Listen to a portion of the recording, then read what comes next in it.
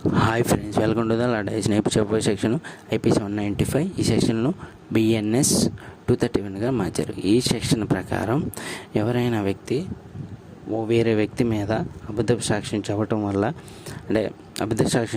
భారతదేశ రాజ్యాంగంలోని ఏదో ఒక సెక్షన్ ప్రకారం అతనికి యావజ్జీవ శిక్ష కానీ లేక 7 సంవత్సరాల కంటే ఎక్కువ జైలు శిక్ష పడాలనే ఉద్దేశంతో ఒక వ్యక్తి వేరే ఒక వ్యక్తి మీద అబద్ధపు సాక్ష్యం ఉద్దేశపూర్వకంగా కావాలని చెప్పినట్లయితే ఈ సెక్షన్ ప్రకారం అతనికి అబద్ధపు సాక్ష్యం చెప్పడం వల్ల ముందు కోర్టు అతనికి ఏదైతే శిక్ష విధించిందో అమాయకపు వ్యక్తికి అదే శిక్ష అబద్ధపు సాక్ష్యం చెప్పిన వ్యక్తికి కూడా విధించబడుతుంది. ఒక ఎగ్జాంపుల్గా చెప్పాలంటే, ఇప్పుడు మీకు జడ్ అనే వ్యక్తి ఉన్నాడుగా, జడ్ అనే వ్యక్తి మీద ఏ అనే వ్యక్తి అబద్ధపు సాక్ష్యం చెప్పాడు. అబద్ధపు సాక్ష్యం చెప్పడం వల్ల జడ్ అనే వ్యక్తికి యావజ్జీవ కారాగార శిక్ష లేక 10 సంవత్సరాలు జైలు శిక్ష జరిమానాతో విధించబడింది.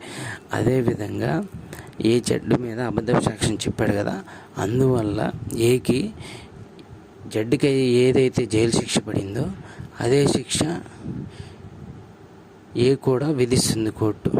అంటే విషయం ఏంటంటే, ఈ సెక్షన్ ప్రకారం అబద్ధపు సాక్ష్యం చెప్పాడని మీరు కోర్టులో నిరూపించగలిగితే మీకు ఏదైతే శిక్ష విధించిందో కోర్టు, అదేవిధంగా ఆ సెక్షన్ ప్రకారం కోర్టు కూడా అతనికి అదే శిక్ష అమలు చేస్తుంది.